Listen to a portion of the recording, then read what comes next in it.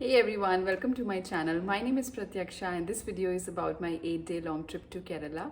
It's going to be a detailed video as we have covered 6 different locations of the state Kerala. Also, we traveled in the monsoon season. So if you're somebody who's planning to explore Kerala in the monsoon, then this video is just for you. I'm going to talk about the places we stayed at, the food options, the major tourist attractions at these locations, some offbeat non-touristy places which you should not miss, and some overhyped places which you may skip from your itinerary.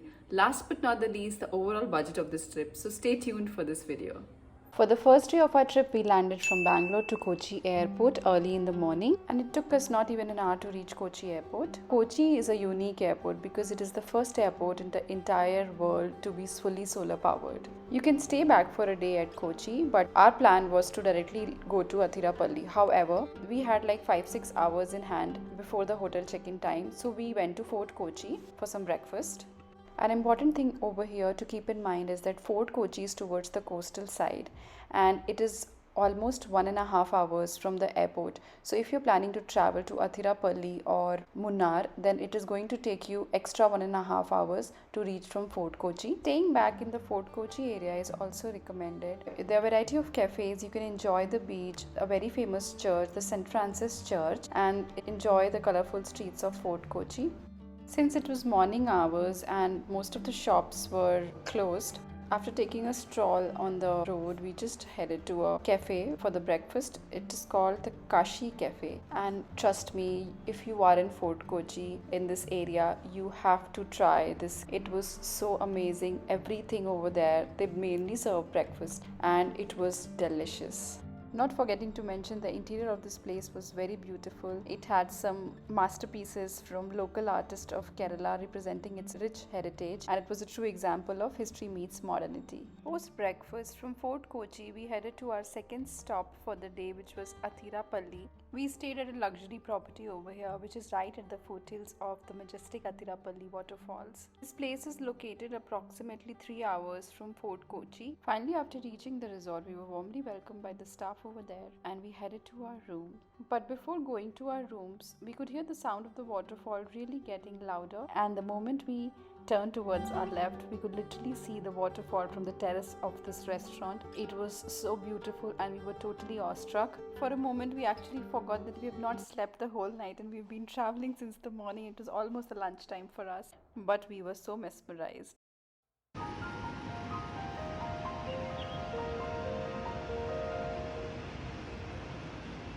Now, some of you might feel like you have seen this waterfall somewhere in the cinema. Yes, this is the same waterfall where Bahubali movie was shot, and if you see closely, this is the same Jal Parvat which was climbed by the actor. We've not had enough of the view, but we moved on to our welcome drink and snacks, and then further on to the lunch. For the lunch, we were served some authentic Kerala sadhya. It's a grand meal which contains up to 25 dishes. Post lunch, we were escorted to our room, and the interiors of the stay was also very beautiful. Since it's a luxury property, the rooms were huge and they were extremely beautiful. They are priced at a little higher rate, but if you're planning for this destination, I would highly recommend this stay to you. So this was the storeroom. There's a huge balcony for sit out, and from where you can also enjoy the falls. An interesting thing to note about this property was whichever room you book, no matter what, you're going to get this beautiful waterfall view from your balcony. Coming to the washroom, the fun fact was you could even watch the waterfall from here. After relaxing a bit in the room, there was a private tour arranged by the stay towards the waterfall as well as the riverside. It was a fairly easy trek and it took us around 15 minutes to walk down and reach to the foothills of the fall. If you've chosen to stay somewhere else, make sure that you reach these falls before the sunset, because the entry is not allowed after sunset and the entry fees is also very nominal. In no time, we reached the foothills of the waterfall and it was truly surreal. Since it was almost the onset of the monsoon and there was not a lot of tourists, we could enjoy the waterfall quite well. It was a great experience as we could also spot a rainbow over there. We were accompanied by a very sweet guide who helped us click all these pictures. Coming back to the property, we were served some tea and snacks followed by Ayurvedic foot massage, also complimentary by the stay. Post the relaxing foot massage, we went for dinner and called it a day. So some of you may or may not be knowing that I'm also a yoga practitioner. So getting up early in the morning and practicing in this view was such a blissful experience for me. Post my morning sadhana, we headed for breakfast, which was a buffet and there were a variety of things. It was very nutritional and clean. Finishing the breakfast quickly, we headed to the pool because we also had to check out from the hotel and reach to the next destination, which is going to be Munnar. It was an infinity pool overlooking the waterfall and was a great experience. After checking out from the hotel, we headed to Munnar from the taxi which we have booked for the entire trip. There are few points where you can stop by while you are traveling to Munnar from Athirapally. One of them was the spice garden plantation. We knowing that Kerala is famous for its spices and Ayurveda. Many such spice gardens in Kerala, and the ticket price lies somewhere between 250 to 300 rupees per person. For us, it was included in our trip. You can see this is a cardamom plantation. There were many other spices. They also have a store inside these gardens. You can find a variety of herbs, spices and medicines for sale. It's unexpected, but their prices are very high. Platform is a 4-month course border level content. But we are using some diabetes medicine. Don't stop the medicine.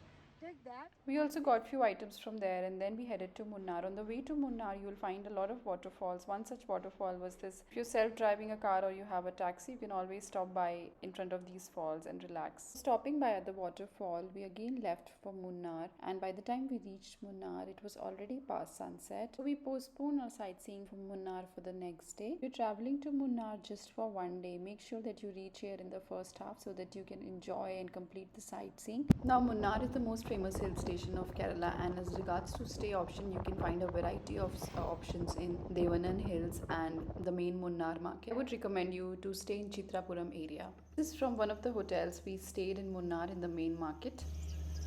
After breakfast, we checked out for some sightseeing in Munnar. You must be knowing that Munnar is mostly famous for its tea plantation, and most of the tea plantations of Munnar are under the Tata Group and they were established in the year 1900. It's a public property. No trespassing is allowed in any of these areas.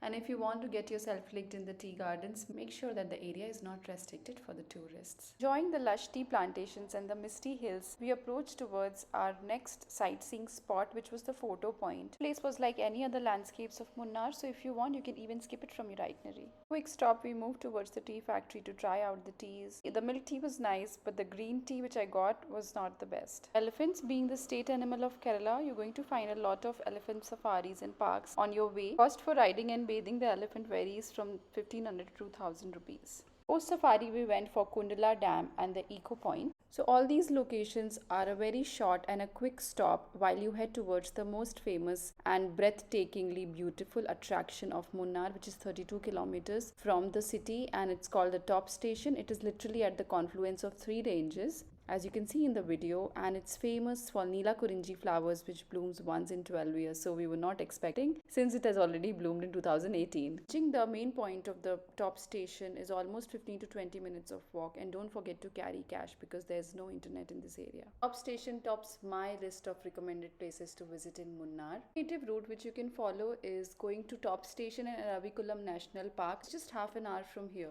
Guys, this is what the top station looks like in the month of monsoons, but if you want to experience the true beauty of this place, the best months are April and May. Finding a decent food options may be a struggle, but there are few stalls who are serving Maggi and other basic food items. Second night in Munnar, we stayed in this beautiful property by the name of the Harvesters. It's a boutique property which is overlooking the tea gardens, and it's located in Chitrapuram area. It's a big property with very spacious and clean rooms. It's little isolated, surrounded with complete greenery, but that's the charm of it. And a very pretty dining area, and also served some delicious food. India is well known to be preserving their culture, where we were advised to go and see Kali dance and Kalari Payat. I hope I'm saying it correctly.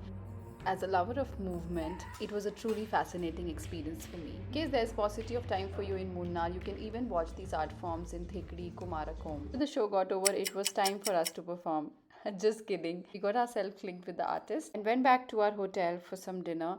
They had a pretty restaurant with an outdoor seating, and the dinner which they served was decent. Over here we also spotted a humongous fig tree. I have never seen a fig tree this huge in my whole life. We took some rest after calling it a day and woke up to this view. Morning we were served breakfast, which was very basic, and then we checked out from the hotel to our next destination, which was Thekkady. That brings us to end of part 1. Thank you so much for watching this. See you in part 2.